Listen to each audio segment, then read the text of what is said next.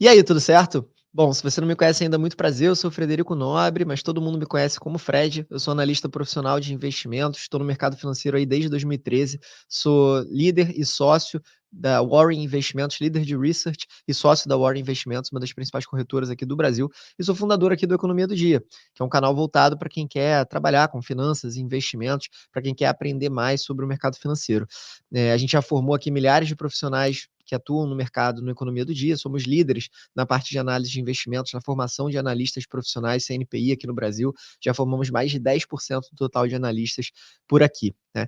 E eu tô falando isso tudo, né, para vocês entenderem que esse vídeo aqui é sim uma recomendação de investimentos, né? Ao contrário do que a gente vê por aí na internet, o cara fala, influencer vai falando sobre uma determinada ação, sobre uma empresa, sobre um tipo de investimento, e depois aparece uma letrinha miúda dizendo que não é recomendação, né? E a galera faz isso porque não tem a certificação, não tem o credenciamento para fazer da forma correta, da forma adequada, que é permitida pela regulação, que é a ICVM 20, né? Que é a regulação de analistas profissionais de investimentos. Inclusive, se você quiser se tornar um analista profissional de investimentos, eu recomendo fortemente que você faça a certificação do CNPI. A gente pode te ajudar aqui no Economia do Dia. Aqui embaixo desse vídeo vocês vão ver vários links, e dentre esses links você vai ter o link aqui do nosso curso preparatório para o CNPI e da nossa plataforma, onde você pode fazer todos os simulados para você se preparar por conta própria também. Beleza? Então, o que eu queria passar aqui nesse vídeo para vocês, né? Primeiro, eu vou fazer uma retrospectiva do que aconteceu em 2023. 2023, é verdade, foi um ano difícil, foi um ano complicado, foi um ano que teve bastante volatilidade, mas a verdade é que chegando agora no final do ano, fazendo o zoom out, a gente vê que as classes de ativos de risco aqui no Brasil performaram muito bem, né? Ao contrário do que a maioria dos influencers aí estavam falando no início do ano, né? Se for resgatar aqui as minhas publicações, os meus vídeos, eu já estou falando há muito tempo que a Bolsa Brasileira está barata, né? Só que quando estava lá nos 97, 100 mil pontos, antes da aprovação do arcabouço fiscal, logo depois da eleição do governo Lula, tinha toda uma série de pessimistas aqui falando para dolarizar, falando para enfim, você tinha um risco muito grande aqui no Brasil, né, que o governo Lula ia destruir a economia e por aí vai, né? A gente vai ver que essa narrativa ela não se concretizou, né? E a gente vai ver isso baseado em dados aqui nesse vídeo, né? Sem o viés político, tá? Economista, né, analista de investimentos não pode ter viés político, tá? Então é muito importante fugir desses ruídos, né? Entender o que de fato é sinal, o que de fato afeta e faz preço, tá? E a volatilidade no mercado é normal. Só que muita gente que foi influenciada por essa onda de governo de esquerda, né, mudança na política, acabou se dando mal, né? Então, inclusive, não só os influencers que a gente comentou aqui, como também muitos investidores profissionais caíram nesse erro, né? Esse ano o mercado ele não teve uma tendência tão clara, tão bem definida. Não à toa que os fundos de multimercado, que exploram justamente essas tendências, acabaram performando muito mal. A maioria não conseguiu nem bater o CDI. Mas a bolsa performou relativamente bem, né? Apesar disso ter ocorrido em janelas curtas de tempo, né? O mês de novembro, por exemplo, foi um mês excelente para renda variável, tá? A gente vai entender aqui o que guiou essa performance positiva da bolsa, dos ativos de risco de uma forma geral aqui no Brasil, vai entender qual que era o cenário no início do ano, fazer uma retrospectiva, ver o que aconteceu até aqui, para depois entrar nas perspectivas para 2024, né? E como eu comentei, eu vou trazer aqui a minha visão, né? Então isso aqui é a opinião do Fred, a opinião do time de análise da Warren, né? A gente cumpre com todas as exigências regulatórias, todos os nossos estudos são realizados de forma aprofundada, né? Fazendo valuation, né? Entrando no detalhe ali das empresas, entendendo o ciclo econômico. Então, eu vou passar um pouco desse processo aqui. A gente tem uma apresentação para explorar nesse vídeo. Eu vou trazer dados, vou trazer gráficos, vou trazer aqui insights que podem ser muito relevantes aí para você investir o seu dinheiro em 2024, beleza? Então, antes de mais nada, se você ainda não conhecia aqui o canal, ainda não está inscrito, já se inscreve, ativa o sininho para receber as notificações quando a gente colocar novos vídeos aqui no canal. E já deixa o like aqui nesse vídeo, né? Aliás, se não quiser deixar o like agora, espera um pouquinho, né? Se você estiver gostando do conteúdo, aí sim você deixa o seu like aqui pra gente, beleza? E se o conteúdo realmente for transformador aqui pra você, cara, compartilha esse vídeo com outra pessoa que também é investidor, compartilha esse vídeo com alguém que pode gostar dos insights aqui dessa aula, beleza? Então vamos lá, produção, joga aí na tela 5, a gente tem uma apresentação aqui para falar para vocês, né? Vamos comentar aqui sobre as melhores ações para 2024. Como eu falei, eu sou analista CNPI, o código CNPI aqui 2745, então não tem o menor pudor aqui em passar e e dizer realmente o que eu acredito, que é o que está sendo publicado aqui nos nossos relatórios, é o que está nas nossas carteiras administradas na Warren Investimentos, enfim. Então, isso é o que eu vivo no meu dia a dia como analista profissional, como líder de research de uma das principais corretoras aqui do Brasil, tá? Então, a gente vai falar sim sobre recomendações, vai falar sim sobre ações diretas, né? Não vai ter pegadinha aqui, não vai ter nada. Você vai realmente saber quais são essas ações que eu acredito que tendem a performar bem em 2024. Aqui a gente não vai exigir um cadastro de você para saber quais são essas empresas, a gente não vai pedir os seus dados para isso, a gente não vai exigir que você faça uma compra aqui de algum produto da economia do dia, não, pelo contrário. A ideia desse vídeo é passar realmente o conteúdo e a visão sobre o mercado para vocês, tá? E naturalmente é lógico que a gente tem uma série de cursos, de treinamentos aqui para quem quiser se aprofundar, tá bom? Produção, joga na tela 7 aí para a gente começar com uma visão um pouco maior aqui para o pessoal conseguir enxergar bem. Vamos tentar a tela 6 aí, vamos ver se a tela 6 fica melhor para não excluir ali a parte de baixo. Pronto, perfeito. Aí na tela 6 a gente fica confortável, né? Vamos lá então, pessoal. Então, como eu falei, a gente tem uma agenda aqui, né? A gente vai começar falando sobre o cenário macro, o que aconteceu aqui nesse ano de 2023, principalmente no Brasil e nos mercados lá fora, que impactam aqui os ativos de risco por aqui também, tá? E depois a gente vai tentar responder a seguinte pergunta: pô, será que a bolsa ainda tá barata, né? Rodando acima de 130 mil pontos, será que ainda tá barato, né? Eu falei que tava barato quando tava lá nos 97, nos 100, mas será que ainda tá? A gente vai entender um pouquinho sobre isso, vou trazer alguns dados e números aqui para mostrar para vocês a minha opinião também. Depois a gente vai partir para a parte setorial, eu vou trazer aqui os setores que eu tenho como preferência, olhando daqui para frente, e vou explorar também algumas oportunidades de empresas, né, de single names, ativos individuais, que podem fazer sentido dentro do teu portfólio. Uma ressalva aqui é que eu não te conheço, né, eu não sei se você é um investidor arrojado, se você é um investidor moderado, se você é conservador, se você nunca investiu, se você já investiu, quanto que você tem de patrimônio.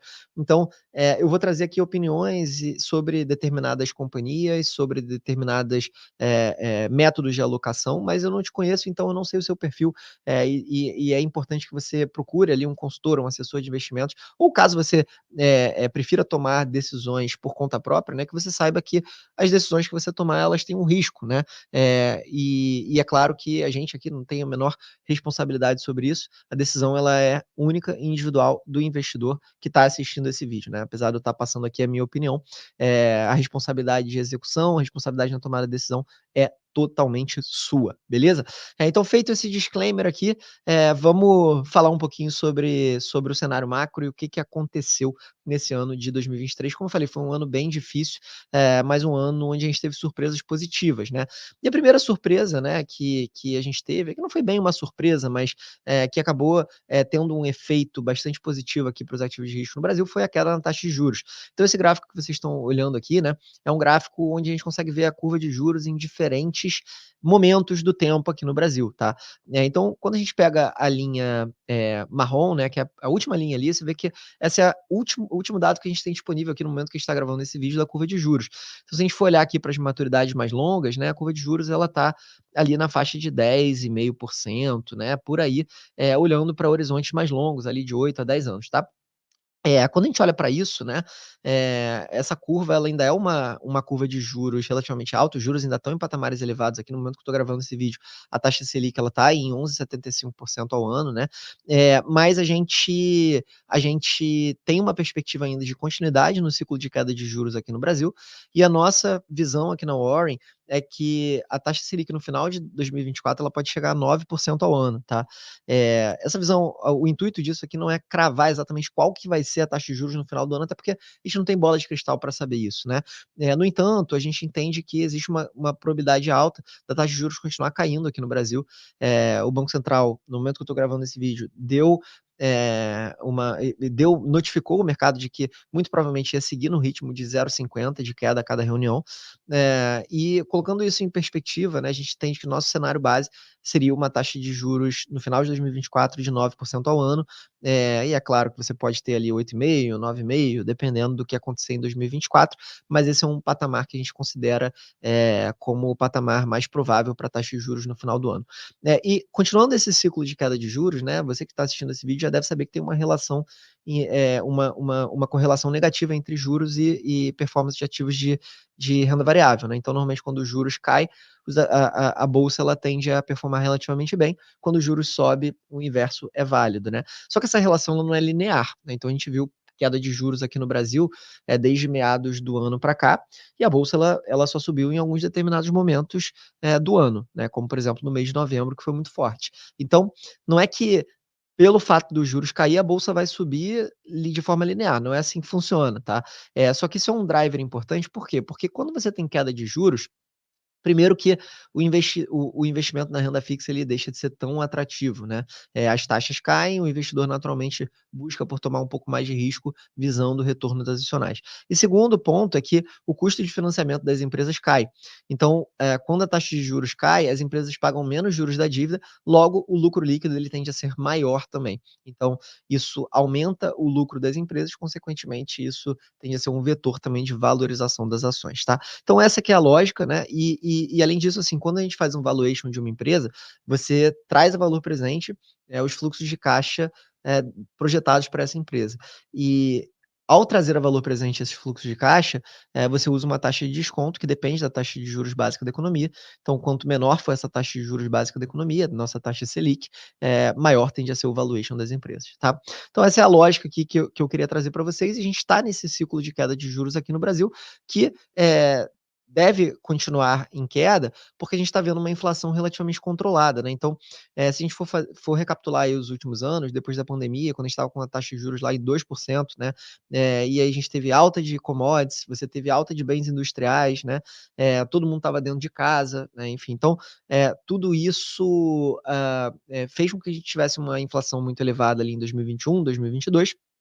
Depois que o Banco Central resolveu fazer o ciclo de aperto monetário, a inflação começou a cair, preços de commodities também começaram a cair, né. Tem que lembrar também que 2022 teve o início de uma guerra, e aí depois disso a gente começou a ver esse processo de desinflação que foi muito forte aqui no Brasil, e hoje a gente tem uma inflação ali, próximo do topo da meta, né, e convergindo ali para a meta de inflação, tá. Olhando daqui para frente, né, assim, a gente, considera para 2024, né, que a inflação ela deve continuar ali em torno de 4 a 4,5%. Então você tem uma inflação que está bastante controlada, principalmente se a gente olhar aqui o histórico do Brasil, né, e que vai permitir que o Banco Central continue penetrando no ciclo de queda de juros, como eu comentei aqui anteriormente, tá. Então a inflação já está muito mais controlada, e nesse gráfico aqui vocês podem ver, você pode ver a inflação, o índice cheio, IPCA, que é a linha marrom, e a média dos núcleos de inflação na linha dourada. O que é o núcleo de inflação? O núcleo de inflação ele é uma medida central de inflação que é olhada pelo Banco Central, né, e que exclui itens mais voláteis, tá. Então, o núcleo principal de inflação, que é o core, o IPCA Core, né, como a gente chama, ele exclui preços de alimentos e de energia, né. Então por que existe essa exclusão? Porque a taxa de juros, né, a política monetária, ela é ineficaz para você combater a alta do preço do petróleo, a alta do preço da gasolina, né. Então o que muda eu aumentar os juros, em relação ao preço da gasolina? Não muda nada, né. Se eu tiver uma quebra de safra, por exemplo, né, e o preço do tomate subir 30, 40%, o que vai adiantar eu subir juros? Não adianta nada. Então, esse tipo de inflação que é de oferta, né, esse tipo de inflação que ele pode ser não recorrente por conta de uma questão, relacionada, por exemplo, ao mercado de alimentos, ao mercado de commodities, não tem como o Banco Central contornar esse tipo de inflação. Taxa de juros serve para você contornar a inflação de demanda, não a inflação de oferta, tá. Então por isso que o Banco Central ele olha muito mais para essa medida, de núcleo de inflação, porque ela exclui o efeito desses itens mais voláteis. E aqui no Brasil a gente tem 7 núcleos de inflação, essa linha dourada que vocês estão vendo aqui no gráfico é uma média desses 7 núcleos, e a gente vê que ela está numa tendência, de queda já há bastante tempo. Desde, meados de 2022 que a gente está vendo essa queda no núcleo da inflação de uma forma, bastante significativa. Isso permite que o Banco Central continue no ciclo de queda de juros também. Bom, só que, uma outra coisa que a gente teve aqui esse ano, né, foi uma surpresa positiva da atividade. Então, por mais que a gente tivesse com juros em patamar muito restritivo, né, vale lembrar que a gente ficou aqui mais de metade do ano com a taxa Selic em 13,75%, né, uma das maiores taxas de juros reais do mundo. Isso não afetou tanto o mercado de trabalho aqui no Brasil. Então, a gente está vendo aqui uma criação de vagas líquidas positiva em todos os anos, que a gente está vendo aqui na série, desde 3 anos para trás, né? O mercado de trabalho ele continua aquecido em 2023, mesmo com taxas de juros tão altas, ou seja, você tem uma criação de vagas líquidas forte todos os meses, e uma taxa de desemprego muito baixa, que vem caindo desde 2022, né? Então a taxa de desemprego chegou aqui, no momento que estou gravando esse vídeo, a 7,6% no Brasil, o que é muito baixo, perto do histórico que a gente tem, tá? E o que aconteceu aqui nesse sentido, né, na atividade, na taxa de desemprego? Primeiro que a gente teve um agro muito forte, né? A dinâmica do agro, principalmente no primeiro tri de 2023, foi muito forte. Isso fez com que o mercado inteiro revisasse as projeções de PIB. Se a gente fosse olhar aqui para o Boletim Focus, no início desse ano, o mercado estava projetando que a gente ia crescer algo em torno de 0,5% a 1% ao ano. E no final a gente vai crescer algo em torno de 3%, né? E esse mantra, ele aconteceu também em 2022. Então já é o segundo ano que o crescimento do Brasil supera muito as expectativas. Teve esse fator agro, que causa um efeito de segunda ordem também, porque você tem a indústria, o setor de serviços, que também atua, né, de uma forma interligada ao agro, né? Você tem esse efeito de segunda ordem quando o agro vai bem. Fora isso, você teve muitas políticas de transferência de renda, então aumento real do salário mínimo, né? Você teve algumas questões que impactam no consumo e o efeito defasado de reformas estruturais, como a própria reforma da Previdência, né? Que a gente teve lá atrás, né? Você tem a reforma tributária que foi realizada aqui agora, que ainda não teve o efeito, mas que também pode ter um efeito de médio e longo prazo aqui na atividade, enfim. Então, tudo isso contribui para a gente ter um PIB acima do esperado aí em 2023 em relação ao que a gente estava olhando no início do ano. E quando a gente analisa os Estados Unidos, qual que era a narrativa no início do ano? Pô, os Estados Unidos vai entrar em recessão. Quando a gente olha aqui para o PIB dos Estados Unidos, né, isso passou muito longe, né? Esquece essa história de recessão. Pelo menos em 2023 não teve recessão nenhuma, né? A gente teve um crescimento bastante forte no PIB dos Estados Unidos. E quando a gente olha para a inflação lá fora, nos Estados Unidos também está se desenhando um processo de controle da inflação, né, um processo de desinflação. Quando a gente olha aqui para o CPI, que é o IPCA deles, né, que CPI significa Consumer Price Index, né, ou seja, é o principal índice de inflação lá nos Estados Unidos. Você também tem o PCI, e esses dois índices eles são acompanhados de perto aí pelo Federal Reserve, que é o Banco Central dos Estados Unidos. Mas quando a gente olha aqui para o IPCA, para o CPI lá nos Estados Unidos, você vê que ele cai vertiginosamente e o núcleo ele também está numa trajetória de queda.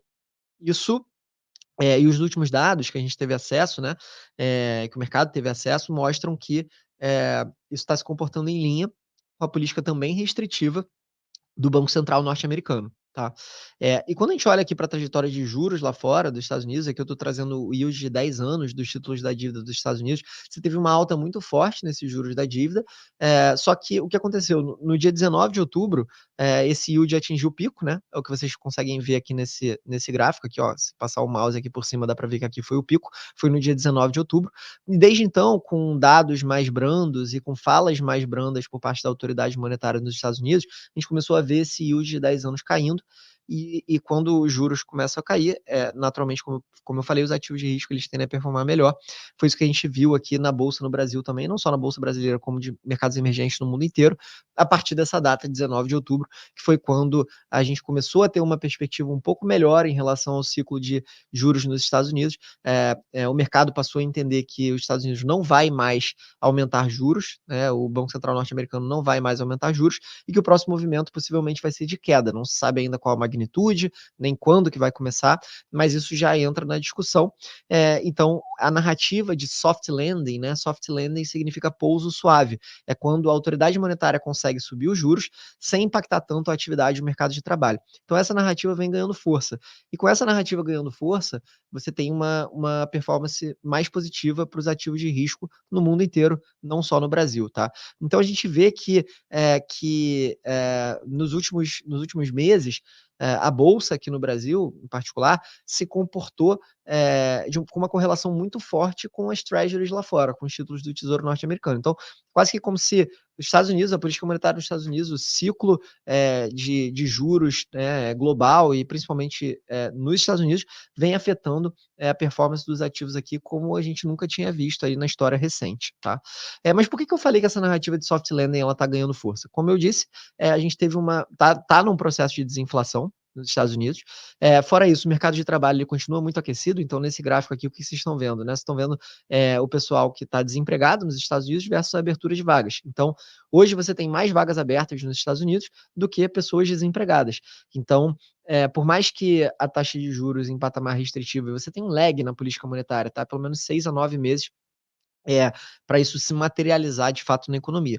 Então, o Federal Reserve subiu os juros muito rápido aqui, a economia norte-americana ainda não sentiu esse efeito por completo, mas ainda que esse efeito seja sentido nos próximos 6, 9, 12 meses, você provavelmente não vai ter um impacto tão grande no mercado de trabalho, porque você ainda tem um mercado muito pujante, né, uma economia muito pujante e muitas vagas em aberto. Tá?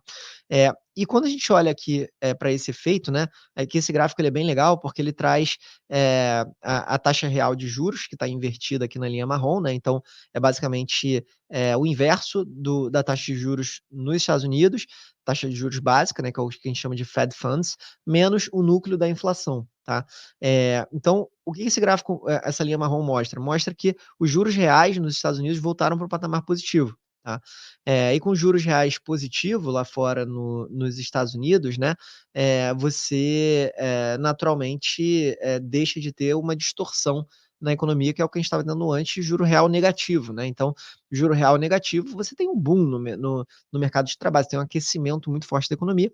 Então, com essa puxada que o Federal Reserve deu de alta de juros, agora o juro real ele já se encontra novamente em patamar positivo, ou seja, a diferença entre a taxa de juros e o núcleo de inflação está em patamar positivo atualmente, tá?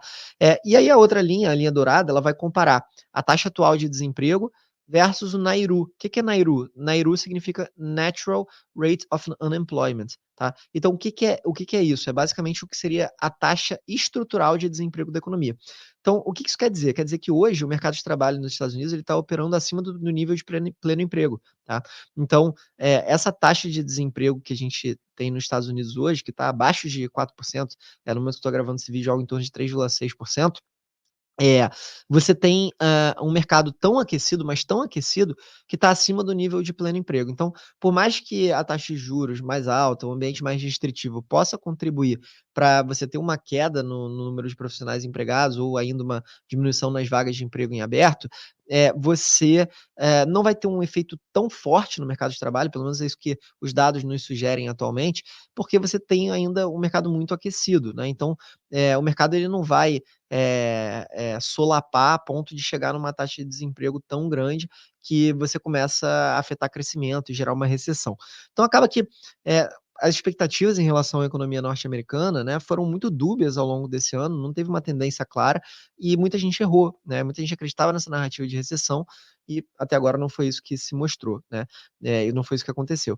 Ah, mas então quer dizer que vai ter soft landing e a gente pode tomar risco à vontade? Não, não é isso que eu estou falando. Até porque muito disso o mercado já precifica, né? Então, você fazer investimentos internacionais, fazer market timing lá fora, é um jogo que eu acho bem ruim, porque a gente não tem tanta vantagem competitiva para fazer isso. A gente tem mais vantagem competitiva aqui no Brasil. Lá fora, você tem inúmeros players, tubarões, que vão ter muito mais acesso à informação do que você. Então, eu não acho isso um jogo interessante, tá? Tentar fazer market timing com base nessas movimentações. No entanto, eu entendo sim que aumentou a probabilidade de um soft landing, né? E o mercado também entendeu dessa forma, não à toa que os ativos de risco se valorizaram depois que a gente viu essa queda nos juros de 10 anos nos Estados Unidos, que é fruto dessa melhora nas expectativas também, tá? Agora, o que é um fator de risco também? A China. China permanece como um fator de risco, então a China provavelmente não vai crescer aquilo que está sendo esperado e projetado. A dinâmica de crescimento chinês nas últimas décadas ela se pautou muito no setor imobiliário, e não há mais espaço para o setor imobiliário, a infraestrutura continuar crescendo nesse ritmo, as empresas, né, elas estão destruídas no setor imobiliário lá fora na China, tem muitas em recuperação judicial, a própria Evergrande, que foi um episódio aí bem marcante aí no ano de 2023. Então, esse modelo de crescimento da China, ele está com os dias contados. então provavelmente a China ela não vai conseguir crescer tanto, isso naturalmente afeta todos os mercados, principalmente os mercados de commodities, e aqui na Bolsa do Brasil a gente tem várias empresas de commodities. Então, isso é um fator de risco que precisa ser monitorado, assim como os Estados Unidos também é um fator de risco que precisa ser monitorado, embora os últimos dados sugiram que a gente está mais próximo de um soft landing ou de um pouso suave, o que é extremamente positivo para os ativos de risco, tá? Mas o mercado, ele vem se comportando de uma forma muito data-driven, né? Então, baseado em dados. Você não tem, como as tendências elas não são tão claras, as opiniões muitas vezes mudam a cada 2 semanas, 3 semanas, 1 mês, tá? Então, é importante aí, monitorar os dados e ver o que está acontecendo, que é o que a gente faz aqui no dia a dia no nosso trabalho, tá? Então, agora que eu passei um pouquinho pelo cenário macro, vamos tentar responder essa pergunta: será que a bolsa ainda está barata? Bom, a primeira coisa que eu queria trazer aqui para vocês é a relação de preço-lucro da bolsa, tá? E essa relação de preço-lucro, ela considera não apenas o índice Bovespa, que tem diversas distorções, como por exemplo, o peso das empresas de commodities no índice, né? O peso do setor financeiro, a concentração em alguns determinados papéis. Então, quando você pega Vale e Petro, isso já representa quase 30% do Ibov. Se você pegar Vale, Petro, as outras empresas de commodities e o setor financeiro, você já tem 60% do índice. Então, olhar para o Ibovespa, né, para tomada de decisão pode ser um erro, tá? Então a gente prefere olhar aqui para um agregado de empresas da bolsa através do índice IBES. IBES que é uma empresa que provê, né, estimativas, dados de mercado, consolida essas estimativas de analistas. Então, quando a gente olha para esse preço-lucro aqui, são os lucros projetados para o ano que vem, tá? Para 2024. E aqui você tem 246 empresas nessa amostra, diferentemente do Ibov, que é mais concentrado e tem menos empresas, tá? E muitas empresas de commodities e financeiro, como eu comentei. Então, quando a gente olha para essa relação, a gente entende que a relação preço-lucro da bolsa ainda está atrativa, ainda está barato, tá? Só que tem que ter vários cuidados aqui, tá? O primeiro dos cuidados é que, pô, essa relação ela pode estar barata aqui porque você teve um ciclo de commodities favorável e as empresas de commodities geraram muito lucro. Essa é uma alternativa. A segunda alternativa é que os lucros eles não vão crescer tanto, então você pode ter um value trap aqui, uma armadilha, né, porque, preço-lucro é um múltiplo, você tem o preço no numerador e o lucro no denominador. Então, se o teu lucro está caindo ou não está crescendo, é natural que você tenha um preço-lucro mais baixo, tá. Por outro lado, se a tendência que a gente enxerga é de crescimento nos lucros, aí, e você tem um preço-lucro abaixo da média, um preço-lucro amassado, né, uma relação, preço-lucro baixa, que é mais interessante, que quanto mais baixo esse indicador, mais barato tá, aí nesse caso você pode ter uma oportunidade. E é justamente isso que a gente está enxergando para a bolsa aqui agora. Na nossa visão, na Warren, a gente acredita que o lucro das empresas deve subir de uma forma agregada em 2024. E por que a gente acredita isso? A gente acredita isso porque a economia, ela está andando, né, numa taxa de crescimento relativamente satisfatória, e porque a gente vai ter queda de juros ao longo de 2024. Isso vai, parar de comprimir o resultado das empresas, porque elas vão pagar menos, despesas financeiras, vai sobrar mais, no lucro líquido, aumentando a margem líquida dessas companhias, né. Na tabelinha aqui, vocês podem ver nossas projeções aqui para o Ibovespa, né. A ideia aqui não é exatamente cravar qual que vai ser o preço do Ibovespa em determinada data, em determinado período, porque ninguém tem bola de cristal, mas é mostrar o que seria aqui a nossa visão de valor justo para o Ibovespa, olhando aí para junho, para dezembro e para junho de 25, né. Então esse aqui é o nosso target para o Ibov, olhando para essas diferentes janelas, tá.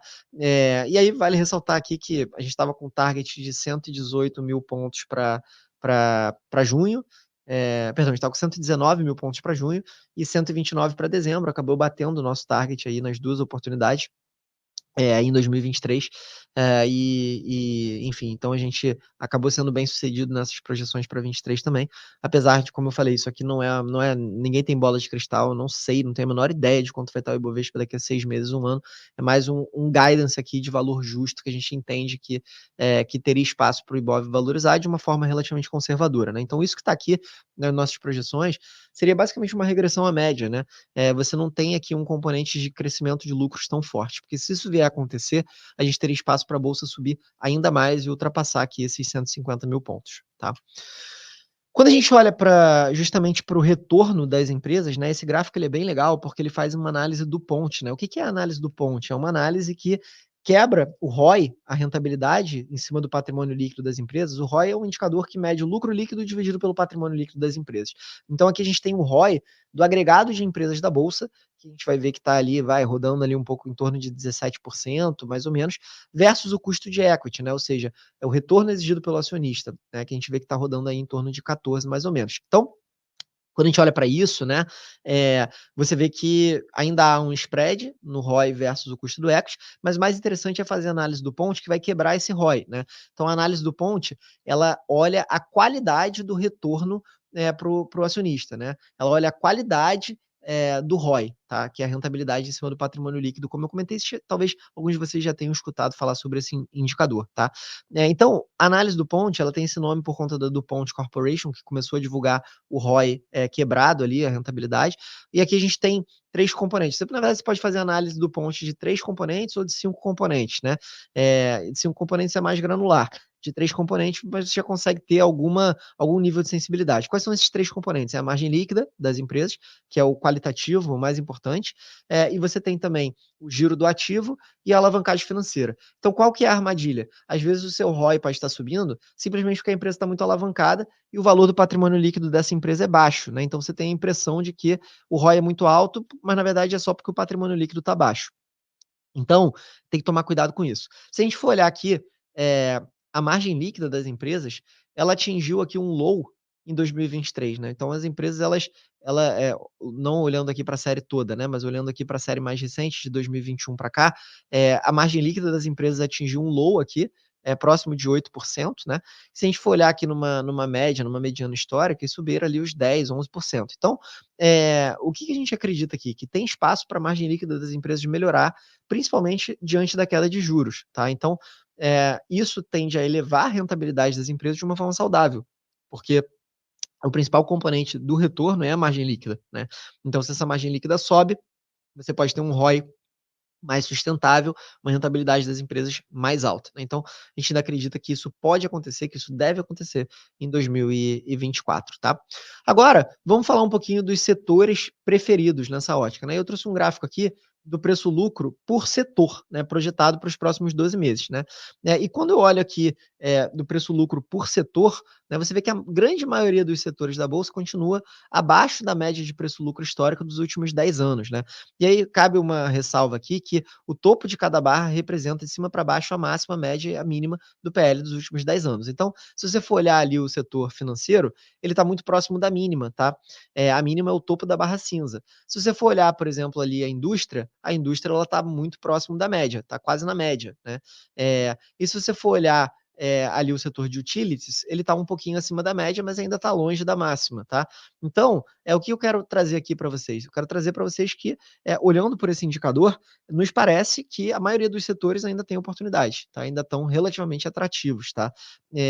E considerando que a gente tem uma perspectiva de crescimento nos lucros, pelo menos essa é a nossa visão na Warren, parece que esse preço-lucro ele ainda pode cair se você não tiver uma valorização no preço, né? Então, sempre vale lembrar que o preço-lucro é um indicador que tem 2 componentes, o preço e o lucro. Se a minha taxa de crescimento nos lucros é alta, opa, eu tenho um indicador preço-lucro baixo, pode ter uma distorção de valor. Sempre, quando a gente olha para múltiplos, né, eu ensino isso em todos os nossos programas e cursos de valuation, o múltiplo ele só é um dado. Se você pegar e comparar banana com maçã não serve para nada. Se eu olhar aqui para o múltiplo, né, preço-lucro, e não entender qual que é a dinâmica de crescimento nos lucros, que é a variável acompanhante, é o G, não serve para nada. A mesma coisa se eu estiver olhando para o preço-valor patrimonial. Se eu não identificar qual que é a variável acompanhante, que é o ROI, a rentabilidade em cima do patrimônio líquido, o múltiplo ele não vai me servir de nada. Então, todo múltiplo ele tem uma variável acompanhante, sempre é possível derivar o múltiplo e trabalhar com variáveis fundamentalistas para você entender se o múltiplo está caro ou está barato. A gente ensina isso nos nossos programas aqui de valuation, tá? Mas aonde eu quero chegar aqui, quando a gente olha de forma setorial, ainda nos parece que a bolsa está atrativa. Na grande maioria dos setores você vai ter oportunidade. Quais são os nossos setores favoritos aqui para 2024, tá? Financeiro, entendo que o setor financeiro é um dos que oferece a melhor relação de risco-retorno atualmente na bolsa, né?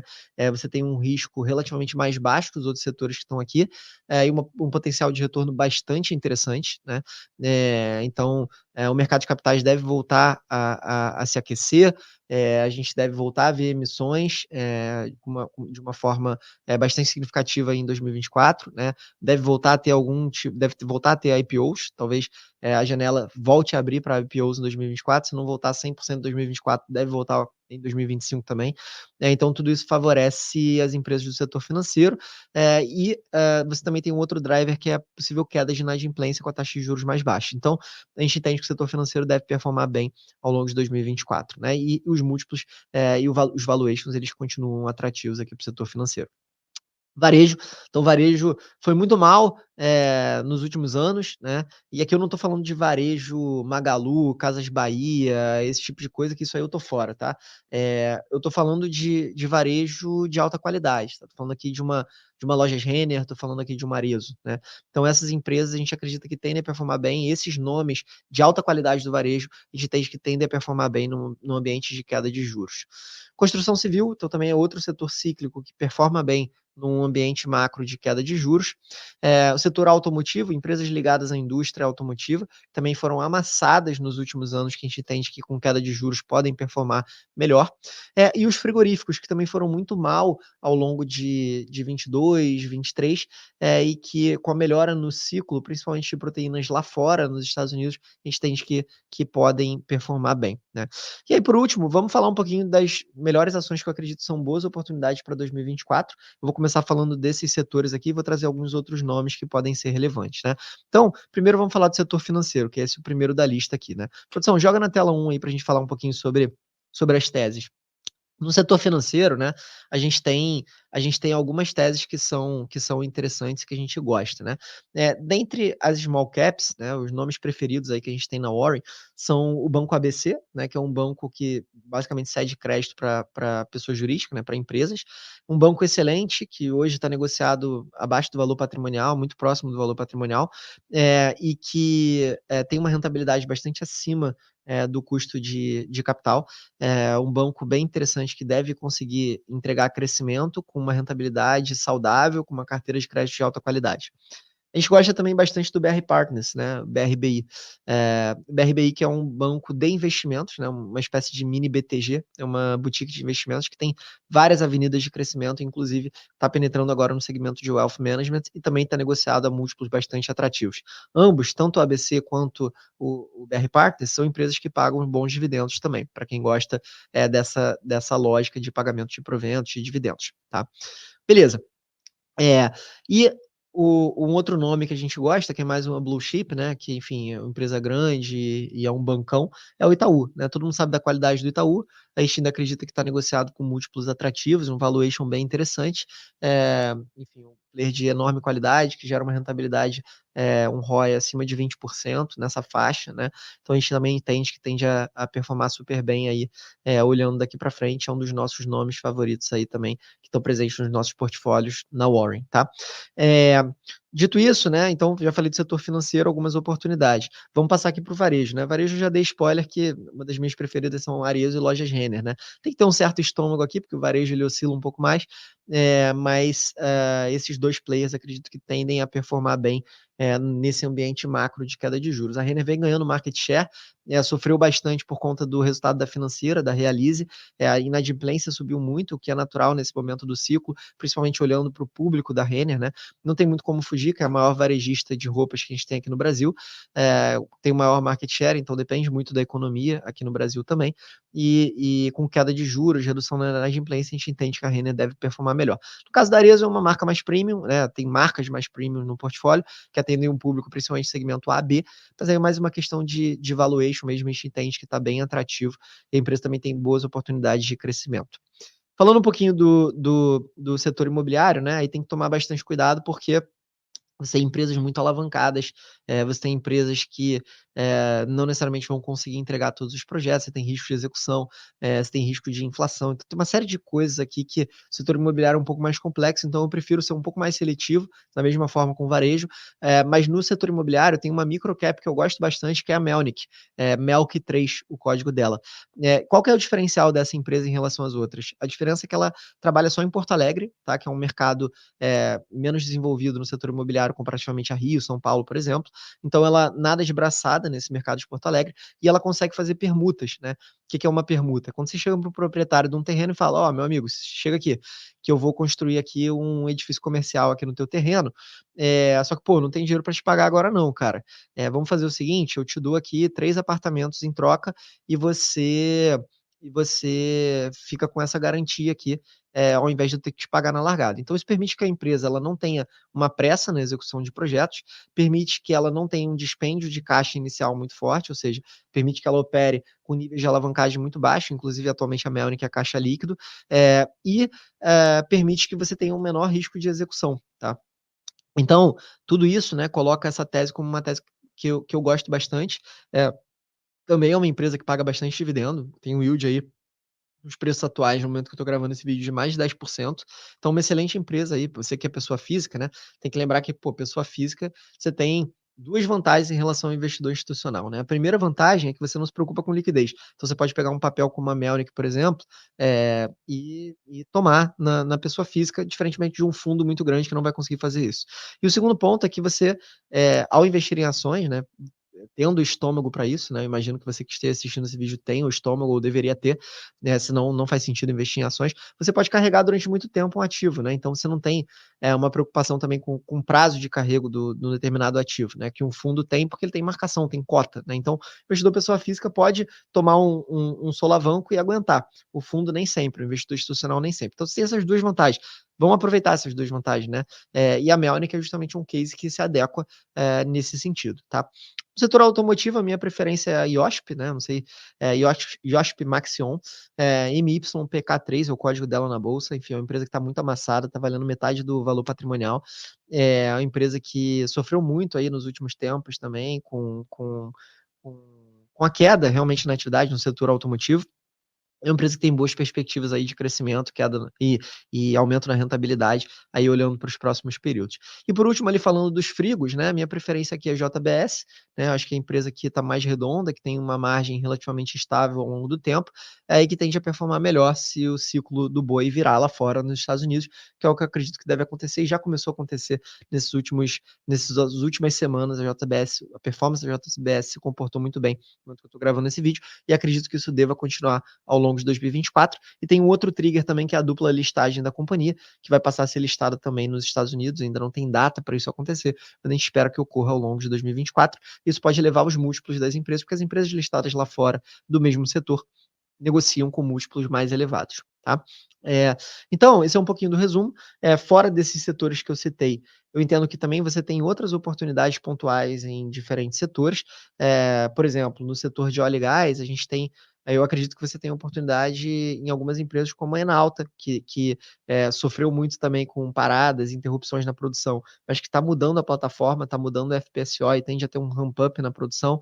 A PetroRecôncavo também, que sofreu bastante com a interrupção do processo de venda do polo Bahia Terra para a Petrobras, e acabou que a empresa agora está explorando algumas oportunidades orgânicas de crescimento, abertura do mercado de gás. Então são duas empresas desse setor que eu entendo que podem performar bem olhando para 2024 e são apostas que a gente tem aqui nos nossos portfólios, nas nossas carteiras administradas da Warren, beleza? Então falei aqui de várias empresas que acredito que possam performar bem aqui em 2024. É, Enfim, como eu falei, eu disse que eu ia comentar e trazer essas recomendações aqui nesse vídeo, né? E agora, para a gente finalizar, né, eu quero mostrar aqui para vocês, né?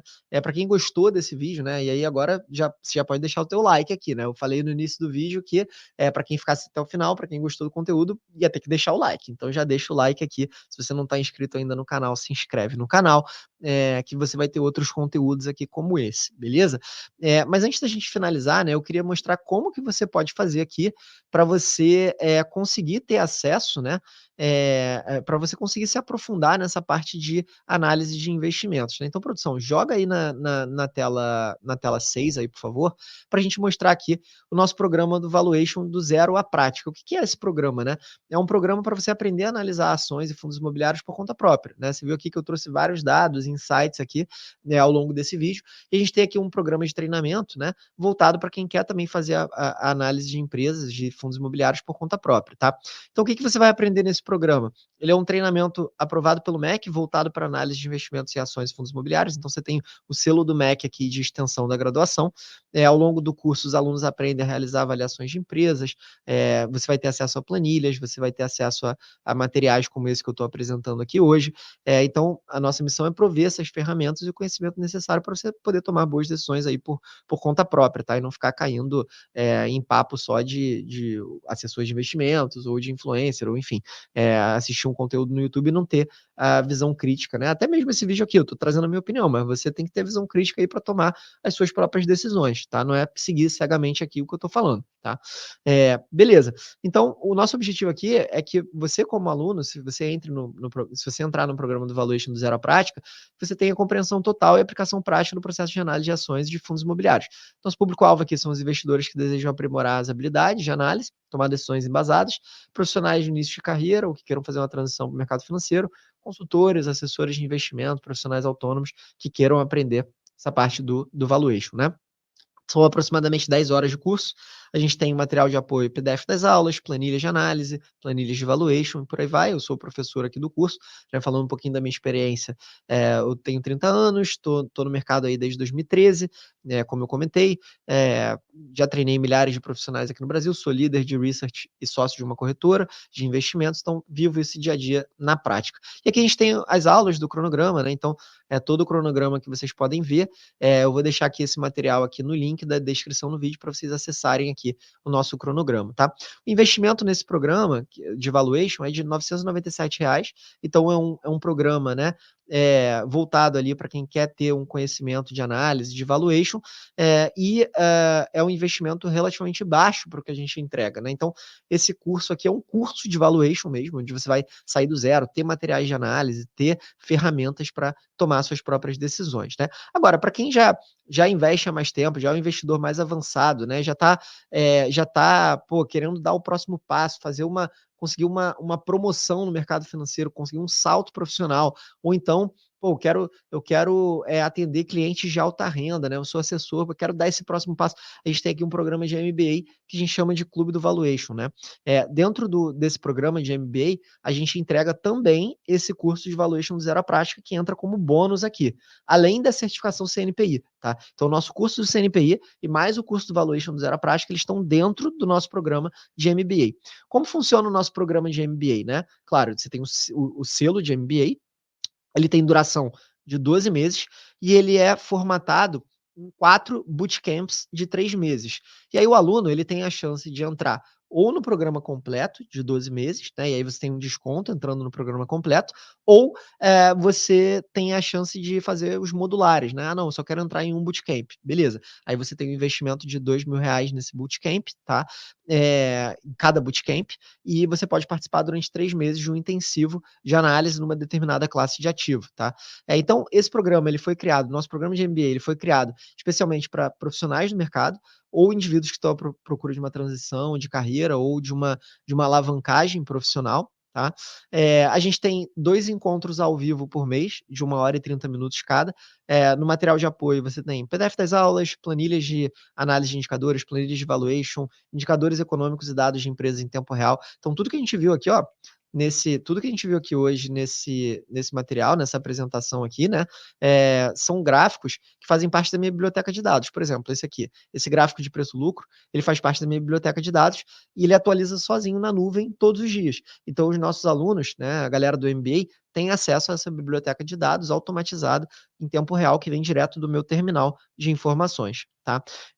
A gente também tem recomendações de investimentos, trade ideas, estratégias de investimento, tem um grupo de WhatsApp onde a galera troca figurinha, manda mensagem, publica relatórios de outras casas, comenta sobre isso. Então, é realmente um grupo de debate e capacidade crítica, né, de avaliação de investimentos. Você tem analistas profissionais que estão ali, que fizeram o nosso curso preparatório do CNPI, você tem gestores de investimentos, você tem consultores, você tem profissionais do mercado financeiro realmente que atuam de uma forma integrada num grupo de network, né, para trocar ideia, conversar sobre investimentos e identificar oportunidades, tá? Então, o objetivo aqui é a compreensão total e aplicação prática do processo de análise de investimentos. E aqui eu vou apresentar para vocês os nossos módulos, né, o nosso cronograma. Então, durante os primeiros 3 meses de 2024, a gente vai ter um bootcamp de análise de ações. Então, são 6 encontros, né, ao longo desses 3 meses, 2 encontros por mês, como eu comentei, e sempre a gente vai ter cases de análise, né. Então, lembrando, os alunos eles têm o acesso, né, do curso completo, que vai ter toda a parte e a abordagem relacionada ao valuation, você vai aprender a fazer isso dentro do curso, e o bootcamp, ele é uma discussão de cases, é um comitê de investimentos na prática, né. Então cada aula, cada encontro é um comitê de investimentos para discutir um caso diferente. E aí a gente vai discutir 6 setores diferentes: industrial, varejo, commodities, financeiro, tecnologia e utilidades públicas, tá. Então, a partir desse cronograma, você vai estar apto 100% a entender todos esses setores, a dinâmica desses setores, a dinâmica das empresas que fazem parte desse setor, e você vai conseguir fazer um valuation de qualquer uma dessas empresas, tá. Então esse é o objetivo aqui do bootcamp de análise de ações, que são os primeiros 3 meses aqui do nosso programa, pra 2024, tá. É. E o legal também é que aqui a gente vai dar a chance dos alunos escolherem quais são essas empresas. A gente tem uma lista aqui de ações que são cobertas pela Warren, né, que eu tenho cobertura no meu time, e a partir dessa lista, né, são mais de 50 empresas, o pessoal, a galera, os alunos vão poder escolher quais dessas empresas que a gente vai analisar, quais que a gente vai levar para o nosso comitê de análise, durante o bootcamp, tá. O segundo bootcamp que vai rolar, entre abril e junho, é o bootcamp de análise de renda fixa, né. Então, você tem a parte de análise de renda fixa e crédito, você tem mercado de títulos públicos, estrutura termo da taxa de juros, spreads e rates de crédito, análise de fundos de investimento de crédito, análise de instituições financeiras, uma análise de crédito para instituições financeiras, né. Muita gente vai lá, confia no FGC, coloca o dinheiro no CDB de banco e não entende nada o que que o banco está fazendo, né. A gente vai explorar isso um pouco mais na prática também nesse segundo bootcamp. E vamos analisar também ofertas corporativas de crédito privado, né, que você tá aí, que é investidor, deve receber aí da sua corretora, quando surgem essas ofertas. A gente vai aprender a criticar essas ofertas e entender quando você tem uma oportunidade, quando você não tem, e aonde está o conflito de interesse. O terceiro bootcamp do ano que vem vai ser sobre análise de investimentos alternativos, então ETFs, fundos imobiliários, né, a gente vai ter cases, estudos de case, vamos olhar também para private equity, empresas não listadas, e vamos olhar também para fundos de private equity. E por último, o quarto módulo do nosso quarto bootcamp é de alocação patrimonial, então gestão de portfólio, ciclos econômicos e alocação tática, métricas de análise de fundos, diligências de gestoras de recursos, vamos olhar também para lâminas de produtos da concorrência, o que é muito interessante, você pegar uma carteira de investimentos, conseguir criticar, conseguir fazer sugestões de alteração, muito interessante aí para quem é consultor, planejador financeiro, e vamos falar também sobre planejamento patrimonial. Então, tudo isso durante os bootcamps. Então, se você for olhar aqui, são 4 bootcamps, né, que se transformam no MBA ao longo do ano que vem. Cada um desses bootcamps tem 3 meses de duração, com foco específico em uma ou mais classes de ativos, tá. Tudo isso faz parte do nosso programa de MBA, que tem o reconhecimento do MEC, né, o selo de MBA, e fora isso, os alunos têm acesso a todas as mentorias gravadas. Então, durante 2023, né, o Clube do Valuation rodou, a gente teve 24 encontros, né, são 2 encontros por mês, como eu comentei. Todos esses encontros estão disponíveis na nossa plataforma, as gravações e os materiais e planilhas e etcétera, né. Como eu comentei, no nosso MBA a gente dá acesso ao programa Valuation do Zero à Prática, que é o curso que eu comentei aqui no início. A gente dá acesso também a relatórios de análise, carteiras recomendadas, né, da Warren, e a gente também dá acesso ao curso completo preparatório para o CNBA para quem quer se tornar analista profissional de investimentos e precisa da certificação, né. A gente tem acesso aqui à plataforma online da VUMP e também ao suporte no nosso grupo de WhatsApp. O investimento é de R$ 5.997, podendo fazer pagamento em até 12 vezes, ou pagando no Pix a gente dá 10% de desconto, beleza?